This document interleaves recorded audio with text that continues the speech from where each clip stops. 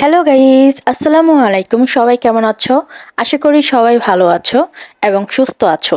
তোমাদের মাঝে নতুন ব্লগ নিয়ে চলে আসলাম এবং ব্লগটি সবাই এনজয় করবে আশা করি। আজকে দুই বান্ধবী কোথায় যাচ্ছি যেতে যেতে শেয়ার করব। তুফান মুভি শাকিব খানের ট্রেলার দেখে মুভিটা অনেক সুন্দর হবে বোঝা যাচ্ছিল। এই মুভি দেখার জন্য আমি খুবই এক্সাইটেড হয়ে পড়েছি। আমি বান্ধবীকে বলছি, তুফান মুভি দেখতে যাবি? আমি জানি বান্ধবী না করবে না। কবে যেতে চাস? তুই যেদিন যাবি সেদিনই যাব। ওকে। তো আর দেরি না করে বান্ধবীকে বলে ফেললাম, অনলাইনে দুটি টিকিট কেটে ফেল। আর সহ্য হচ্ছে না, মুভি দেখতে হবে। আমরা চাইলে নারায়ণগঞ্জ দেখতে পারতাম, কিন্তু আমার বসুন্ধরা সিনেপ্লেক্সে হলে হবে। আমরা চাইলে নারায়ণগঞ্জ দেখতে পারতাম, কিন্তু আমার বসুন্ধরা সিনেপ্লেক্সে হলে দেখার ইচ্ছা। আর আমার লাইফে এই প্রথম হলে গিয়ে দেখা, কখনো আমি হলে মুভি দেখিনি। আর এক্ষেত্রে আমরা খুবই তাড়াতাড়ি করতেছিলাম। আমার বান্ধবী বলছে মনে হয় না মুভিটা প্রথম থেকে দেখতে পারবো, দেরি হয়ে গেছে। আমরা বাসা থেকে রওনা দেই 1টা 15-তে, আর মুভি শুরু হয় 4টা 15-তে। তো বন্ধন কাউন্টার থেকে টিকিট কেটে খুবই তাড়াতাড়ি করতেছিলাম যাওয়ার জন্য। আমার বান্ধবী খুবই টেনশন ছিল, এজন্য কি করার, দেরি হয়ে গেছে। আমি বলতেছি টেনশন করিস না, সময় মতো যেতে পারবো, চল। আল্লাহ ভরসা, আর যাতায়াত শুরু করা যাক আমাদের। আর আমি বলতেছিলাম মোবাইলটা তো পড়ে যাবে, নিয়ে যাবে।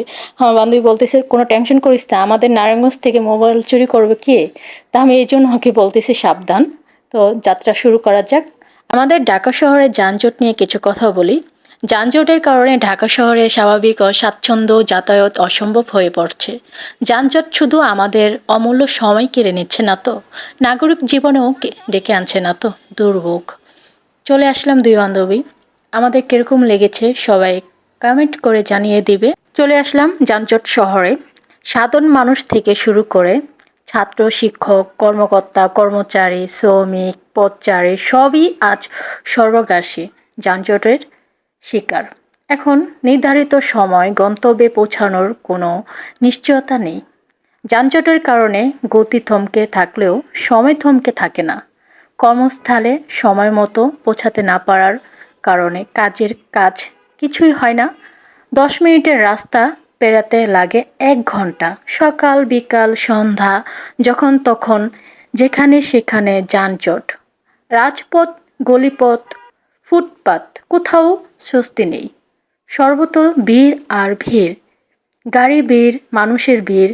যানজটের ভিড়ে একবার আটকে গেলে কখনো তা থেকে মুক্তি পাওয়া যাবে? এ হচ্ছে আমাদের ঢাকা শহরের সমস্যা। আমি বান্ধবীকে বলছি টাইম মতো যেতে পারবো, কোনো সমস্যা নেই, প্রথম থেকে শেষ পর্যন্ত মুভিটা দেখতে পারবো। আমার বান্ধবী খুবই টেনশনে পড়ে গেছিল, তার মধ্যে খুবই এক্সাইটেডমেন্ট কাজ করছিল।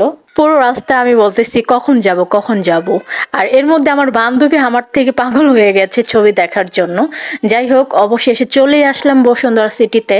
আর ভিডিওটি একটু টেনে দিয়েছি, কারণ সবাই একটু ভিডিওটি লং টাইম ভিডিও দেখতে চায় না, তো এই জন্য একটু টেনে দিয়েছি। আশা করি সবাই আমার ব্লগটি দেখবে। আরেকটি কথা, আমার বান্ধবীকে আমি সান্ত্বনা দিয়ে আসছিলাম পুরো রাস্তায়, কিন্তু আমার থেকে আমার বান্ধবীর উত্তেজিত বেশি দেখতেছি যে মুভি দেখার এত পাগলামি করতেছি। যেই জায়গায় আমার এত পাগলামি, আমি রাস্তায় পুরো ওরে পাগল করে দিয়েছি। যাই হোক, আর এই বক্সটার মধ্যে আমরা খাবার নিয়ে আসছি। কি কি খাবার নিয়ে আসছি চলো পরে বলি, দেখা যাক। ভিতরে এখন প্রবেশ করি। অবশেষে অনেক জার্নি করার পর চলে আসলাম বসুন্ধরা সিটিতে। আরেকটি কথা, যারা বসুন্ধরা সিনেপ্লেক্সে হলে গিয়ে মুভি দেখতে চাও, নারায়ণগঞ্জে যেখানে থাকো তোমরা গুলিস্তান চলে আসবে। গুলিস্তান থেকে তোমরা রিস্কা মামাকে বলবে যে বসুন্ধরা মার্কেটে যাবে। তো ভাড়া কত নেবে? 150 টাকা নেবে। অনেকের কাছ থেকে নিতে পারে 250 টাকা বা 200 টাকা, এরকম অনেকে নিতে পারে। কিন্তু আমরা 150 টাকা করে এক রিস্কা থেকে আরেক রিস্কা যাই, মোলামুলি করে 150 টাকা করে চলে আসছি বসুন্ধরা সিনেপ্লেক্সে। তো এভাবে করে তোমরা বসুন্ধরা সিনেপ্লেক্সে হলে চলে আসতে পারো। আর আমার মোবাইলে ফুল হয়ে গেছে, ব্লগ করার জন্য ভিডিও করি, একটা করে ডিলিট করি, আবার ভিডিও করি, পুরো ফুল হয়ে গেছে। এই অবস্থা আমার মনটা খুবই খারাপ হয়ে গেছে, যে জন্য আসছি ছবি দেখতে, ব্লগ করার জন্য। আমারও সেম, আমার বান্ধবীর সেম মোবাইল ফুল হয়ে গেছে, ডিলিট করি তো আবার ফুল হয়ে যায়। যাই হোক, তো আমরা 40 মিনিট প্রায় আগে চলে আসছি, এখানে অপেক্ষা করতেছিলাম। 4টা 15-তে মুভি শুরু হবে। তো এই তো ঘোরাঘুরি করতেছি, ছবি তুলতেছি আর আশেপাশে একটু ঘোরাফেরা করলাম। এই তো আবারও চলে আসলাম দুই বান্ধবী। আর সবাই কমেন্ট করে জানাবে আমাদের কিরকম লেগেছে। আর যারা যারা মুভি দেখছো অবশ্যই তুফান মুভির রিভিউটা সবার কাছ থেকে জানতে চাই কিরকম লেগেছে। আমাদের কাছে তো কেমন লেগেছে অবশ্যই পরে জানাবো ভিডিওটির পর। অনেক তো হয়ে গেছে, ছবি তুলেছি, ভিডিও করেছি, এখন টাইম হয়ে গেছে মুভি দেখার। এখন প্রবেশ করব হলের মধ্যে, চলো যাওয়া যাক। মুভির শুরুতে জাতীয় সঙ্গীত হচ্ছিল, সবাই আমরা দাঁড়িয়ে গেলাম। সোনার বাংলা আমাদের শ্রদ্ধেয় সম্মান, আর এই পতাকার জন্য আমরা যুদ্ধ করেছি 1971 সালে। চলো আমরা খাবার কি কি নিয়ে আসছি বাসা থেকে। আমি রান্না করে নিয়ে আসছি কি কি নিলাম, রোল বানিয়েছি, মাংস ভেজে নিয়ে গেছি, আমার বান্ধবী নুডলস রান্না করে নিয়ে আসছে, সাথে পানীয়। আমরা সব কিছু বাসা থেকে নিয়ে এসেছি, তে বাহির থেকে কোনো এক্সট্রা খরচ না হয় সেজন্যে। শাকিব খানের অ্যাকশন দেখে সবাই উত্তেজিত হয়ে পড়েছে, সবাই হইচই করে চিল্লাচ্ছিল। মুভিটা দেখে আমার এত ভালো লেগেছে, টাকা লস যায়নি, দেখে টাকা উসুল হয়ে গেছে। বসুন্ধরা সিটিতে মুভি দেখা মজাই আলাদা। বসুন্ধরা সিনেপ্লেক্সে মুভি, এখানকার মুভিগুলো এই প্রথমবার গিয়ে আমার কাছে অনেক অনেক বেশি ভালো লাগে। মুভি দেখার অনুভূতিটা এমন হয় যেন আমি মুভি দেখছি না, বাস্তবে সেখানেই আছি। সব কিছুই যেন একদম জীবন্ত ও বাস্তব। আমি এই প্রথম বসুন্ধরা সিনেপ্লেক্সে গিয়ে মুভি দেখে খুবই আনন্দ লাভ করলাম এবং আমার কাছে ভালো লেগেছে। নেক্সট টাইমে কোনো মুভি হলে এখানেই দেখব, অবশ্যই আল্লাহ যদি বাঁচিয়ে রাখেন ইনশাল্লাহ। আমাদের দুর্দান্ত দিন, নিজের কাছে বা কোথাও ঘুরতে গেলে সেটা উপভোগ করা দরকার।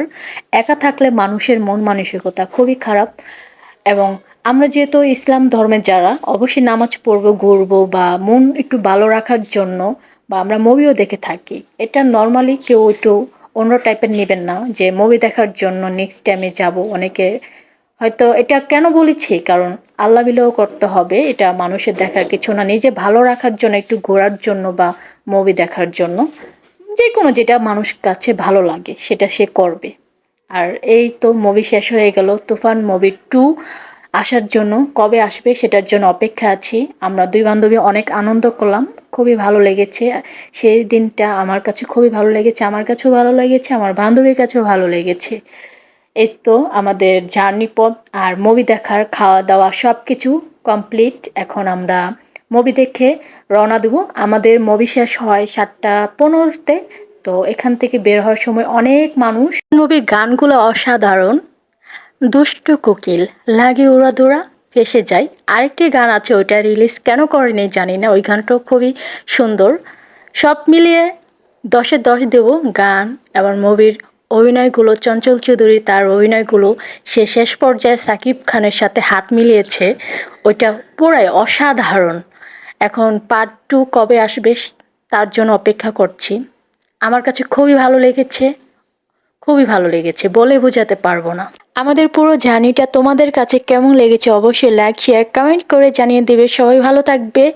আসসালামু আলাইকুম।